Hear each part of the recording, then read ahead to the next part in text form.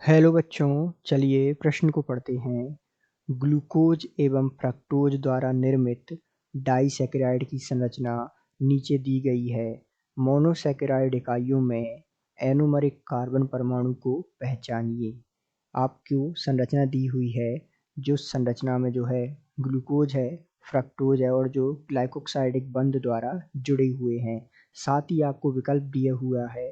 विकल्प ए है ग्लूकोज का ए कार्बन तथा फ्रक्टोज का ए कार्बन।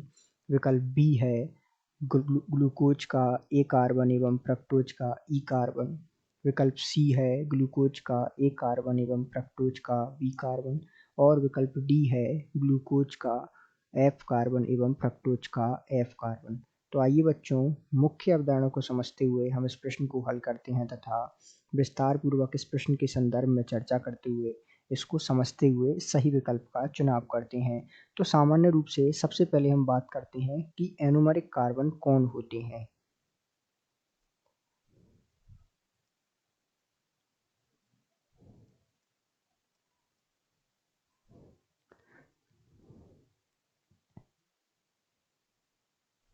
तो एनोमरिक कार्बन की परिभाषा या हम इसके स्पष्टता की बात करें तो जो चक्रीय संरचनाएं होती हैं,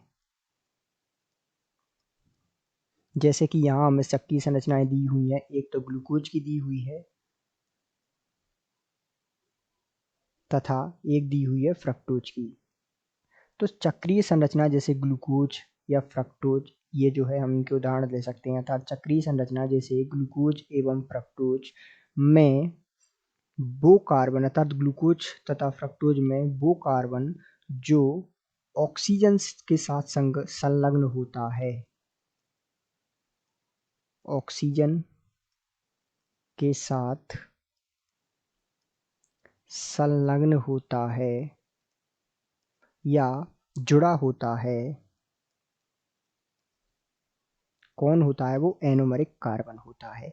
अब इस बात को और अधिक स्पष्ट करने के लिए हम इनकी संरचना देखते हैं जो हमें प्रश्न में दी हुई है और इस बात को स्पष्ट करते हुए इस प्रश्न का उत्तर ढूंढते हैं। तो यहाँ देखिए, ये जो है ग्लाइकोक्साइडिक बंध है ऑक्सीजन युक्त। यहाँ ए, ये जो है ग्लूकोज है।